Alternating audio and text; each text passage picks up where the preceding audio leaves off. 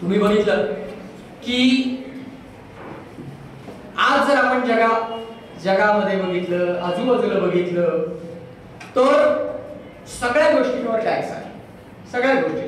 घर घ्यायचं तुम्ही, घराला कॉर्पोरेशनचा टॅक्स असतो. गाडी घेतली तुम्ही तर गाडीला पण टॅक्स भरावा लागतो, वन टाइम टॅक्स. त्यानंतर तुम्ही जर नोकरीमध्ये असाल तर त्याच्यासाठी तुम्हाला इन्कम टॅक्स पण भरावा लागतो, नोकरीचा सर्व्हिस टॅक्स.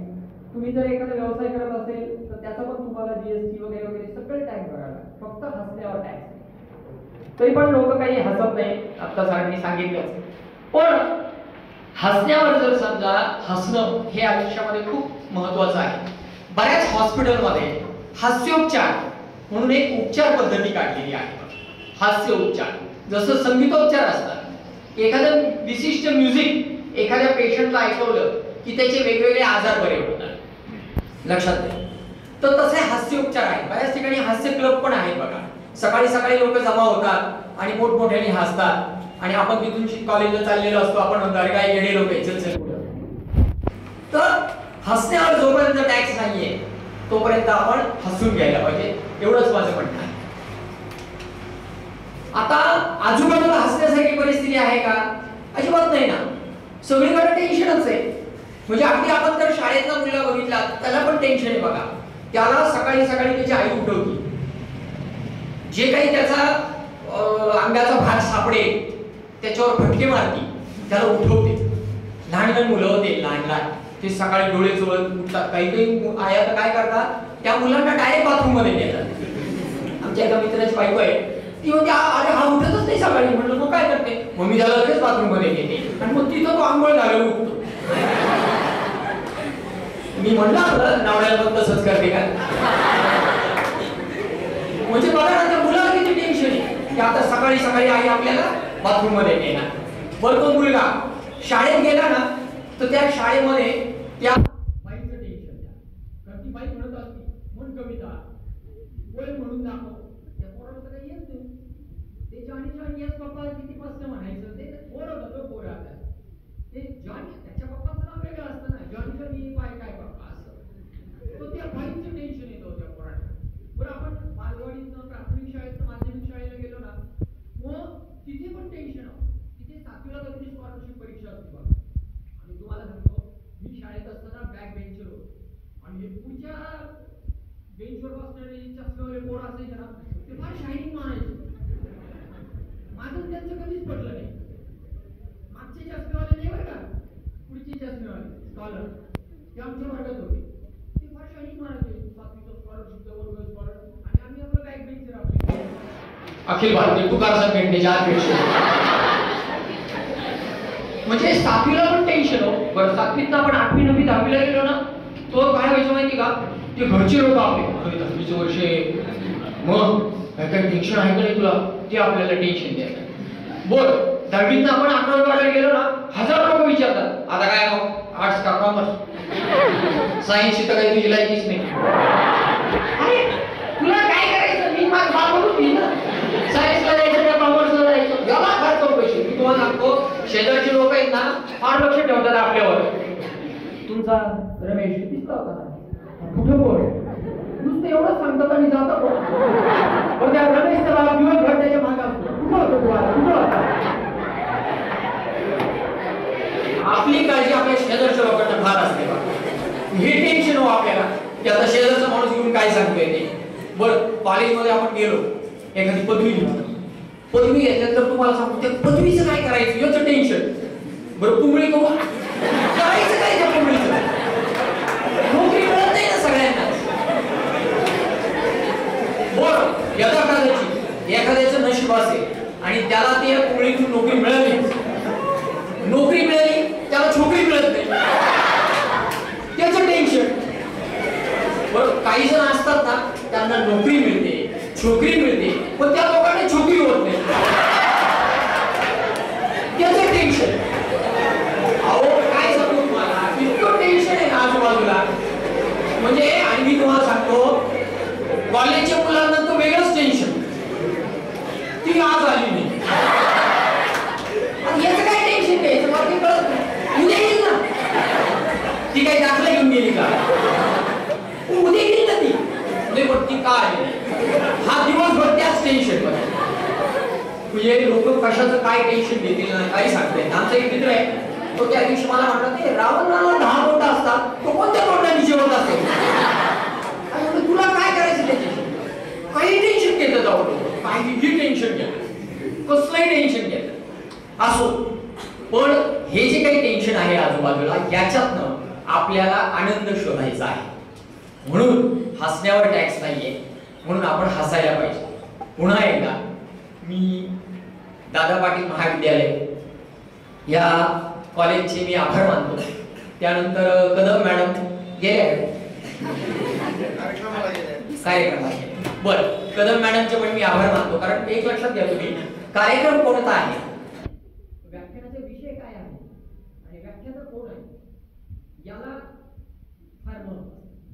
पण त्याचबरोबर व्याख्यानाला तुम्ही आणलं याला जास्त महत्व. याचा एक किस्सा सांगतो तुम्हाला. आमचा एक मित्र आहे बघा, मधू नावाचा, प्राध्यापकच येतो, तर त्याचं जामखेडला व्याख्यान होतं कॉलेजमध्ये. आता जामखेडला व्याख्यान होतं, तर ते व्याख्यानाचा विषय अतिशय सोपा होता. काय विषय होता त्या मधूच्या व्याख्यानाचा, तर विज्ञानातून अध्यात्माकडे, अध्यात्मातून आत्म्याकडे, आत्म्यातून योगमुक्त, भ्रष्टाचार मुक्त, भ्रष्टाचार मुक्त भारताकडे. छोटा विषय होता व्याख्यानाचा. त्याचं व्याख्यान सुरू झालं सकाळी 11 वाजता. 1 तास झाला व्याख्यान चालू, 1.5 तास झाला व्याख्यान चालू. बहुतेक तिथे BCS शिकत पोरं असतील, ते टाळ्या वाजवायला सुरुवात केली, हुशार स्मार्ट, का तर लवकर उरकावं म्हणून. कारण टाळ्यांचे पण बरेच प्रकार असतात. टाळ्या म्हणजे एक तर आवडलं म्हणून टाळी असती, नंतर तुम्ही उरकाला लवकर आता, किती बोर करणार आम्हाला म्हणून टाळ्या. तो त्यांनी टाळ्या वाजवायला सुरुवात केली मागच्या लोकांनी. आणि मधुला काय वाटलं आमच्या मित्राला, अरे यांना फार आवडते, हा अजून पेटला, जोर जोरात व्याख्यान द्यायला लागला. अहो 2 तास झाले व्याख्यान चालू, 2.5 तास झाले. एक तर थंडीचे दिवस, तुम्हाला माहितीये थंडीच्या एका जागेवर 2-2 तास कसं बसणार हो, गारठा असतो. लोक चुळबुळ करायला लागले की काय करायचं काय करायचं, बरोबर आहे की नाही. काहींचे पोट फुगले, करणार काय, व्याख्यान तर संपायला तयार आहे. आणि मग काय झालं माहितीये का, मागच्या बाजूला आहे ना 2 लोक बसलेले होते, मुलं, एकाच्या हातात काठी होती. ते दोघं पुढे यायला लागले. आमचा मित्र घाबरला, ते हळूहळू पुढे यायला लागले. मग तो मधू म्हटला, अहो 5च मिनिटं राहिले बरं का, संपवतो.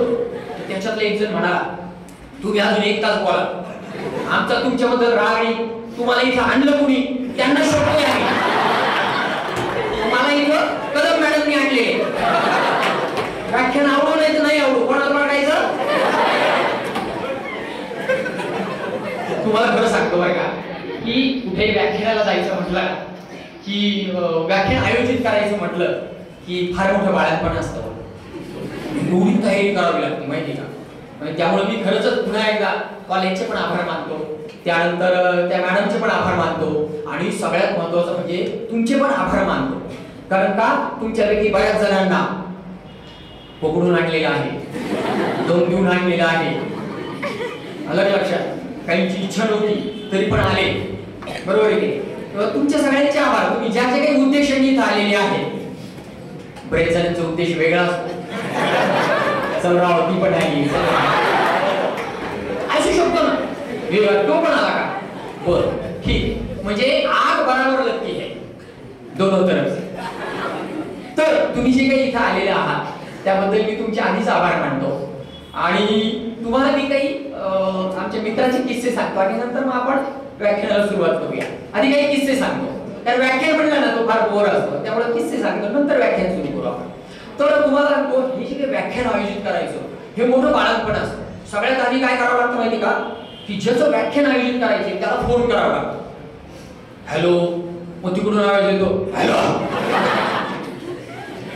बरं, आता ट्रू कॉलरवर नंबर पण येतो बरं का, एवढ्या मोठे हॅलो म्हणायची काही गरज आहे का, जेणेकरून त्याच्या कान खडे बसतील. आणि मग तो माणूस बरं का, हॅलो सर आपलं व्याख्यान ठेवायचं होतं, नाही आज मला वेळ नाही आज, म्हणजे तो ऐकूनच घ्यायला तयार नाही.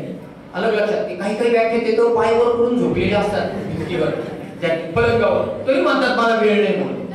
मग इकडून तिकडून त्याला बोलवायचं बरं का, त्याची तारीख पकडायची.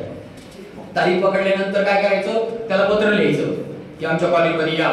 त्यात त्याचं नाव बदललं की तो लगेच चिडतो, मग त्याला पत्र लिहिलं की मग आपण कोणासाठी व्याख्यान आयोजित करायचं, कोण शांत बसतील पोरं याचा अभ्यास करायचा. कारण बऱ्याच कॉलेजमधल्या शिक्षकांना माहिती असतं बघा, प्राध्यापकांनी, की कोण पोरं शांत बसू शकतील 2 तास, सहनशक्ती कोणाची आहे जास्त, तर अशा मुलांना पकडून आणायचं. आणि मग काय करायचं, ते वर्ग कोणत्या वर्गात घ्यायचं, किती विद्यार्थी आहेत. काही जण काय करणार, कमी विद्यार्थी असेल तर डिपार्टमेंट मध्येच घेतात व्याख्यान, फक्त फोटो काढायचा. खरं सांगतो तुम्हाला, अहो एका ठिकाणी मी व्याख्यानाला गेलो होतो, तर तिथे व्याख्यानाला गेलो आणि व्याख्यान सुरुवात करायला गेलो, माईकवर आपलं टकटक केलं आणि माईक बंद. मी त्या विचारलं केंद्र बघू का, हो सर माईक बंद आहे. नाही तो बंदच आहे म्हणे, आम्ही फक्त फोटो पुरतं ठेवाय. अहो काही विनोद असतात, काही किस्से असतात. म्हणजे तुम्हाला सांगतो की एवढी सगळी तयारी करायची, माईक आणा, मग ते टेबल आणा, मग त्या टेबलवर टेबल क्लॉथ आणा, मग काही एका ठिकाणी तर बेडशीटच टाकलं होतं घरातलं आणि त्याच्यावर मोठमोठे नकाशे होते. मी म्हटलं गाव तुमच्या घरात लहान मुलगा आहे का, हो त्या बेडशीटवर नकाशे होते, आपलं बेडशीट चांगलं आहे म्हणा. तर एवढी सगळी तयारी करावी लागते. मग या प्रमुख पाहुण्यांना काय द्यायचं, कारण त्याला काहीतरी द्यावं तर लागलं ना. अतिथी देवो भव म्हणल्यानंतर एक तर एखादं फुल म्हणा, एखादा हार म्हणा, काहीतरी द्यावं लागेल ना. तुम्हाला सांगतो एका कॉलेजला मी गेलो होतो, तर तिथं मला ना सकाळी लवकर कार्यक्रम होता माझा, काही 7:30ला. त्यांना काही मिळालंच नाही द्यायला मला. मग त्यांनी बागेतले धोत्र्याचे फुलंच आणले आणि ते मला दिले. अहो कुठे काय होईल काही सांगता येत नाही. एका ठिकाणी व्याख्यानाला गेलो होतो मी मागच्या आठवड्यात, माझं व्याख्यान झालं, सगळेजण हसले आणि ते प्राध्यापक एकदम खुश झाले ना. मग ते आभार प्रदर्शनाला उभे राहिले आणि मग त्यांनी सुरुवात केली. आता आपल्याला डॉक्टर विश्वेश जोशी यांनी जे काही व्याख्यान दिलेलं आहे ते अतिशय सगळ्यांना आवडलेलं आहे आणि आपण खूप हसलेलो आहे आणि मला इतका आनंद झालाय. मी प्राचार्यांना विनंती करतो की त्यांनी जोशी सरांचा भोके देऊन सत्कार करावा. म्हणजे भोके काय देत आहे, कधी मांजर तरी घ्या, त्याला भोकेच म्हणायचं होतं. पण माणूस भावनेच्या भरामध्ये काही बोलतो ना. असे किस्से हो, काही किस्से असतात. प्रत्येक ठिकाणी आपण गेलो ना, अनेक किस्से आहेत. एका ठिकाणी गेलो होतो, माझा सत्कार केला त्यांनी. बरेच दिवस झाले त्याला सत्कार केला, तर मला आहे ना गुलाबी शाल दिली होती त्यांनी. तुम्हाला माहिती का गुलाबी शाल कधी घालतात अंगावर, शेवटी घालतात, माणूस आडवा झाल्यावर. हो मी ती शाल घेऊन घरी गेलो, बायको अशी ओरडली माझ्यावर की ही शाल घेऊन बाहेर झोपू नका, लोक तिरडी मारतील म्हणे तुमची. काय देतील काही सांगता येत नाही. काही ठिकाणी मी तुम्हाला सांगतो ना, एका ठिकाणी ना म्हणजे कार्यक्रमाची किती तयारी करावी लागते बघा. म्हणजे सुरुवात आधी वर्ग बघा, आधी मुलं बघा, मग ते टेबल नीट करा, मग खुर्च्या बघा, मग तो माईक बघा, मग त्या व्याख्यानाला काय द्यायचं ते बघा, हे सगळं ठरवा. मग त्याची ओळख करून कोण द्यायला हे ठरवावं लागतं. तुम्हाला सांगतो एका ठिकाणी मी गेलो होतो, सरांनी खूप छान ओळख करून दिली बरं का माझी. म्हणून मी एका ठिकाणी गेलो होतो ना, तिथं माझी ओळख करून दिली त्या बाईंनी. बहुतेक त्या बाई नवीनच नोकरीवर जॉईन झाल्या असतील आणि मग त्यांनी ओळख करून दिली माझी. आज आपल्याकडे डॉक्टर विजय जोशी आहे, ते खूप महान आहे, ते खूप मोठे आहे. त्यावेळेस पण मी असंच होतो, ती बाई म्हणते ती खूप मोठे आहे. मला कधी गेली नव्हती, मी कधी जाणार नाही, पण त्या बाईचं आणि मी काय ओळख करून देणार त्यांची, त्यांना कोण ओळखत नाही, त्यांना कोण ओळखत नाही. मागून त्याला कुणीच नाही.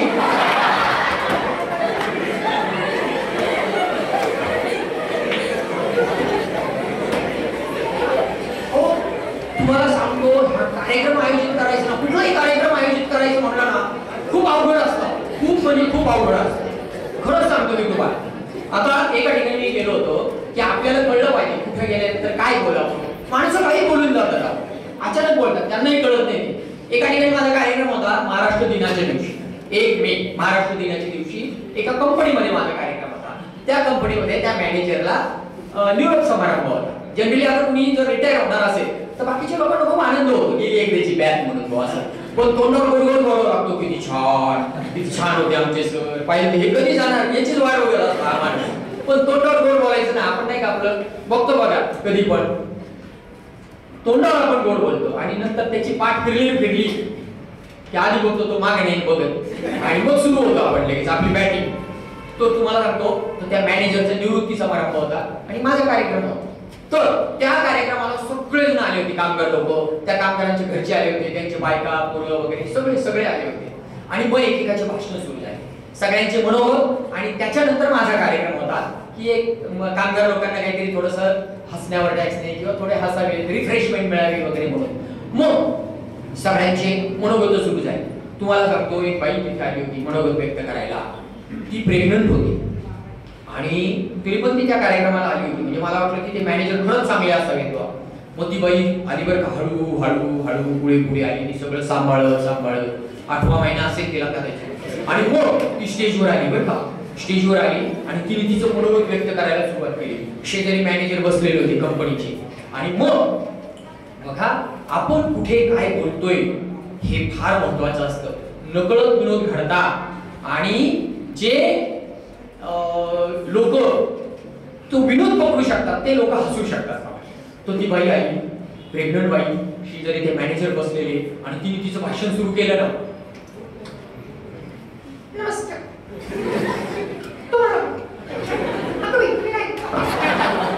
मी म्हणलं आता प्रत्येकाला नमस्कार करते काय आपलं काय नाही. आणि मग तिने सुरू केलं, आज मॅनेजर साहेबांना. आणि ती एकदम तिला भरून आलं. म्हणजे ती एकदम रडायलाच लागली ना ती बाई.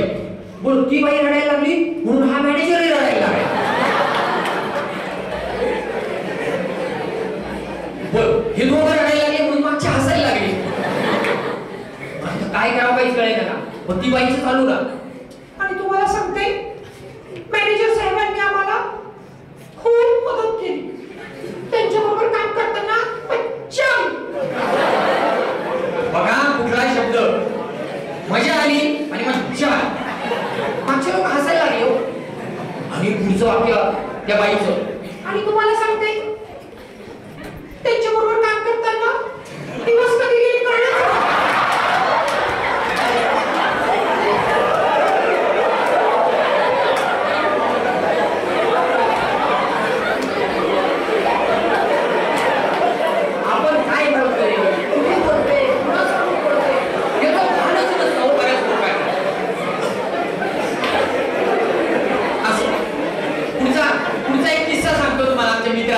आणि नंतर मग आपण लगेच व्याख्यानाला सुरुवात करू. आमचा एक मित्र होता, बालवाडीपासून तर 12वी पर्यंत आमच्या वर्गातच होता. मधू त्याचं नाव. तुम्हाला सांगतो, तो मधू इतका वल्ली होता. म्हणजे आपल्या वर्गामध्ये एकच वल्ली असतो बघा. जिथं आपलं डोकं बंद होतं ना चालायचं, तिथं त्या मुलाचं डोकं सुरू होतं बघा चालायचं.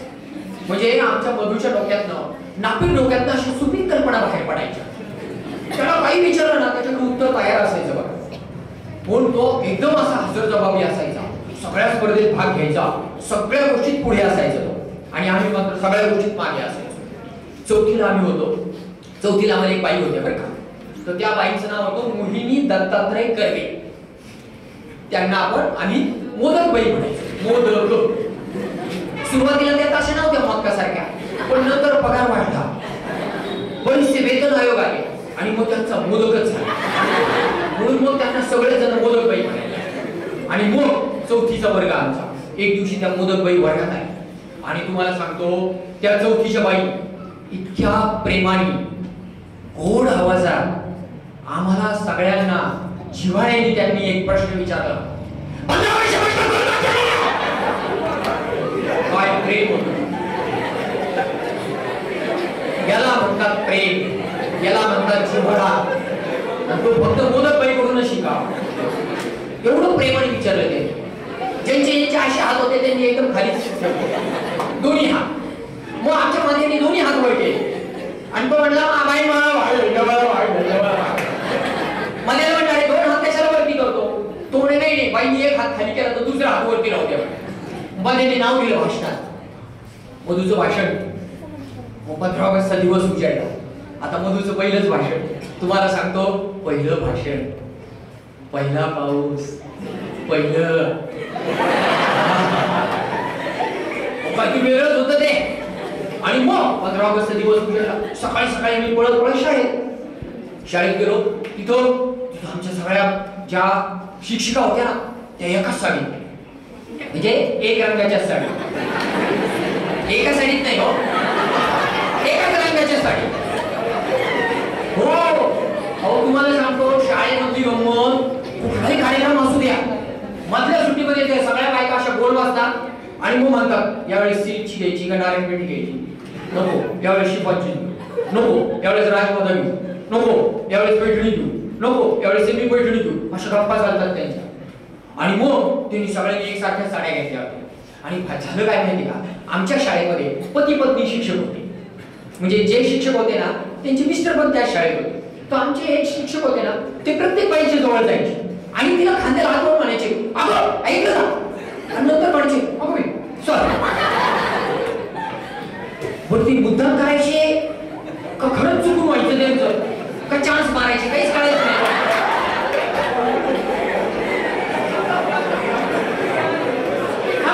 प्रत्येकाला वाटतच ना रोजच काही पिठलं भाकरी खायची, या तू सोडा.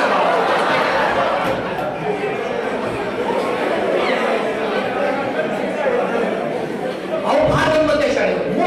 मग कोणीतरी अनाउन्समेंट केली, तो झेंडा चढवला. वाईट तुम्हाला सांगतो त्यावेळची गोष्ट, आम्ही चौथीला असताना एक आमच्यातला शिक्षक काय म्हणला माहिती का, वरती कोणता रंग असतो, शिक्षक आहे ना तुम्ही, म्हणजे बरं झालं मोठ्यांनी विचारलं, नाही तर त्याची नोकरी गेली असते. आणि मग तो झेंडा चढवला. झेंडा चढवल्यानंतर तिथे अशा रांगोळ्या काढल्या होत्या. बरं रांगोळ्या काढल्या आणि मग तेवढ्यात कोणतरी प्रमुख पाहुणे आले. तुम्हाला सांगतो ते प्रमुख पाहुणे त्यांनी 1947 सालापासून भाषण द्यायला सुरुवात केली. 3-4 तास ते भाषण चालले. तोपर्यंत आमच्या प्रत्येक विद्यार्थ्याच्या मागे एक शिक्षक उभा होता. आम्ही थोडं असं केलं की तो धापडा काढायचा, थोडं असं केलं म्हणजे हलायला चान्सच नाही हो काही. आणि मग कुणीतरी म्हणलं आता मुलांची भाषण होती. मुलांच्या भाषण म्हटल्यानंतर आम्ही एकदम ओरडायला लागलो, कारण आमचा मधू होता. मग मधू गेला स्टेजवर जायला लागला. तो जाऊपर्यंत आम्ही खूप टाळ्या वाजवल्या, हे ओरडलो. मधू स्टेजवर गेला. पहिलं भाषण, पहिला माईक, पहिलं स्टेज आणि सगळं पहिलं. त्याला काहीच माहिती नाही हो, पहिल्या वेळेस काही माहिती नसतं. मग विचारावंच लागतं कोणाला. मग तो गेला, तो स्टेजवर गेला आणि त्याने माईकच तोंडात माहितीच नाही ना काही पहिली वेळ. मग तिथे आमच्या बाई होत्या, मोदक बाई. त्यांनी इकडून बघितलं, त्यांनी बटाटे एवढे डोळे मोठे केले, जवळ आले तर मधूच्या आणि मग मधूचा आणि माईकचा घटस्फोट करून काढला. त्यांना वेगळं केलं असं, त्याला सोपं केलं आणि म्हणे आता भर भाषण. मग आमचा मित्र भाषण द्यायला सुरुवात केली त्यांनी, चौथी. आणि सगळेजण आम्ही मागून एकदम जोशामध्ये एकदम सगळेजण तो बोलायला लागला आणि आम्ही ओरडायला लागलो. आणि मग त्यांनी भाषण सुरू केलं. अध्यक्ष महादेव,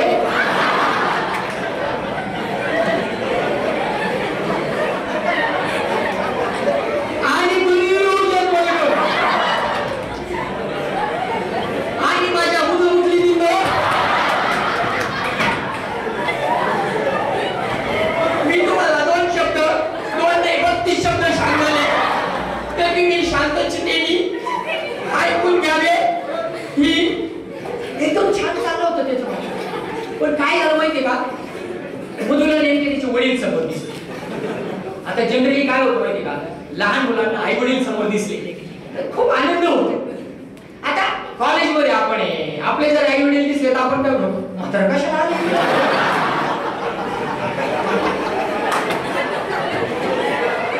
पण शाळेतल्या मुलांना आनंद असतो ना. काय झालं माहितीये का, त्या मधुला त्याचे वडील दिसले. बरं आता प्रत्येकाची सवय असते कोण दिसल्यानंतर काय करायचं म्हणून. घरची पण संस्कार असतात, सवय असते घरची पण. तसं घरचे करते तसं मुलं बाहेर करतात. मग त्याला वडील दिसले आणि मग त्यांनी लगेच आज मी तुम्हाला पप्पा लाईटच देऊन टाकले त्यांनी वडिलांना.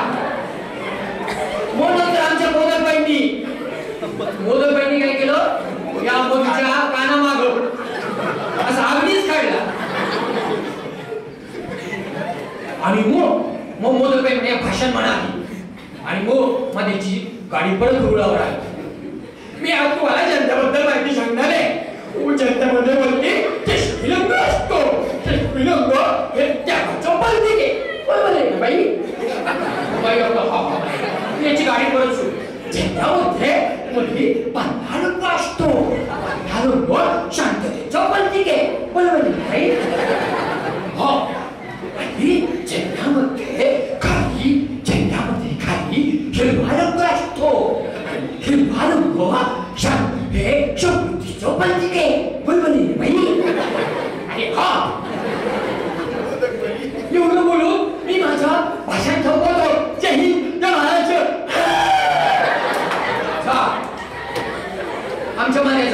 जमलं. आणि मग चौथीतनं मी 5वीत गेलो, 5वीतनं 6वीत गेलो, 6वीतनं 7वीत गेलो, 7वीतनं 8वीत गेलो.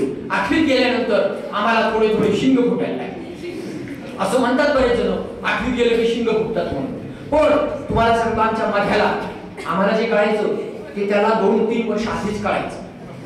हो, तो वेगवेगळ्या गोष्टीचं प्रशिक्षण घ्यायचं आमचं. त्यावेळेस शाळेत कोणत्याच प्रकारचं शिक्षण नव्हतं, फक्त मधू हेच आमचं गाईड होतं आणि 21 अपेक्षित सगळं होतं. आणि मग मधू आम्हाला वेगवेगळ्या गोष्टी सांगायच्या, कारण आम्ही 8वीला होतो.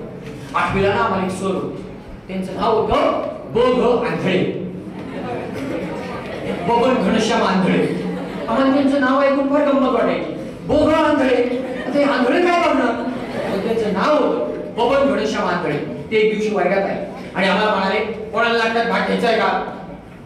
कुणीच हात वर गेले नाही. माझ्याने दोन्ही हात वर गेले.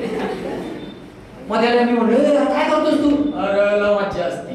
आम्ही 8वीला होतो आता, त्यामुळे आमची भाषा बदलली होती. अरे मज्जा असती. शाळेत जायचं, दप्तर काय करायचं, लगेच हॉलमध्ये जायचं, मेन हॉलला, आणि तिथे दिवसभर नाटकाची तालीम. अभ्यास नाही म्हणलं तर आमची सगळी टोळी, म्हणजे जशी वीरप्पनची टोळी होती ना, तशी आमची बॅक बेंचरची टोळी होती. मध्ये हातवर केला, बाकीच्या लोकांनी हातवर केला, आणि मग आम्ही 21 जणांनी हातवर केला. आणि आम्ही सगळे जण नाटकात. बरं, नाटकात सुद्धा ना त्यांना असे बॅक बेंचरच पाहिजे होते. चष्म्यावाल्यानी एकाने हातवर केला, कारण ते स्कॉलर ना. तुम्हाला खरं सांगतो, हे स्कॉलर लोक आहेत ना, कुठेतरी कंपनीमध्ये मॅनेजर म्हणून जातात, आणि ती कंपनी असती बॅक बेंचरवाला जो पुढारी असतो ना त्याच्या पोराची. आयुष्याचं सत्य सांगते मी तुम्हाला, जो अशिक्षित माणूस असतो तो देश चालवतो, त्याला सगळ्यात जास्त पगार असतो. लक्षात ठेवा, त्याची कमाई सगळ्यात जास्त असते. आम्ही बॅक बेंचवर होतो, त्याचा आम्हाला अभिमान होता. पण तुम्हाला आठवते, आंधळे सर त्यांनी आम्हाला आमचं नाटक बसवायला सुरुवात केली. मग ते आम्हाला मेन हॉलमध्ये बोलवायचे. मग आमची नाटकाची प्रॅक्टिस सुरू झाली. त्यांना असिस्टंट होते. आता नाटक म्हटलं की दिग्दर्शकाला असिस्टंट, आणि मग त्यांना असिस्टंट होते थिगळे मॅडम. आम्ही त्यांच्याकडे 8 दिवस नुसतं बघतच होतो, यांच्या अंगाला कुठे थिगळ सापडले. मग आम्हाला म्हणाला, अरे त्यांचं आडनाव थिगळे, त्यांच्या कपड्याला थिगळ नाहीये. शिक्षक. आणि मग तुम्हाला सांगतो, गड आला पण सिंह गेला. हे आमचं नाटक बसवायला सुरुवात झाली. आम्हाला ते आंधळे सर सांगायचे, ह्या वाक्य आम्ही बेबीच्या देठापासून ओरडायचो आणि वाक्य घ्यायचो. आणि मग हे आमचे आंधळे सर त्या थिगळे बळीकडे बघायचे आणि म्हणायचे, परत घे, परत घे. आम्ही परत एकदा बेबीच्या देठापासून ओरडायचो, परत वाक्य घ्यायचो, परत आंधळे सर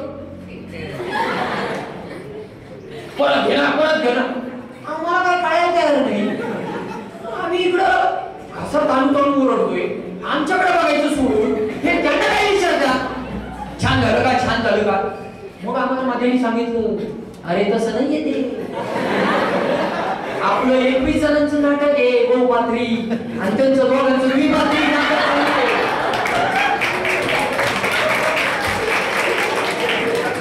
तुम्हाला सांगतो, शाळेत, कॉलेजमध्ये, शाळेमध्ये मुलांचे जे काही प्रेम प्रकरण असतात ना, ते पोरांचे काही एवढे लक्षात नाही येत.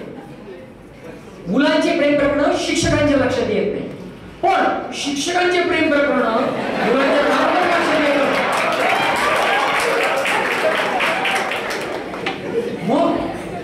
मग आम्हाला कळलं, आम्ही जाऊ दे, आपल्याला काय करायचं, नाटक काम करायला मिळतंय ना. मग नाटकाचा दिवस उजाडला. आम्ही सकाळी शाळेत गेलो पुढे. मग आम्ही आमच्या पूर्वजांचं स्मरण केलं. आपले पूर्वज मरकट होते.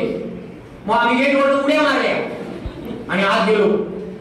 तिथं काय पिऊन पण नाही, शिपाई तर नाहीच, पण कुणी पिऊन पण नाही.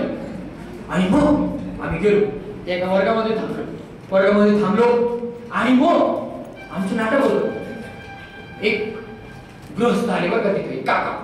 ते काका आले, हातात त्यांची पेटी होती आणि त्यांचं बऱ्यापैकी डोक्याचं विमानतळ झालं होतं, टोकन पडलं होतं. इथून गंध लावायला सुरुवात केली तर इथं संपायचं ते.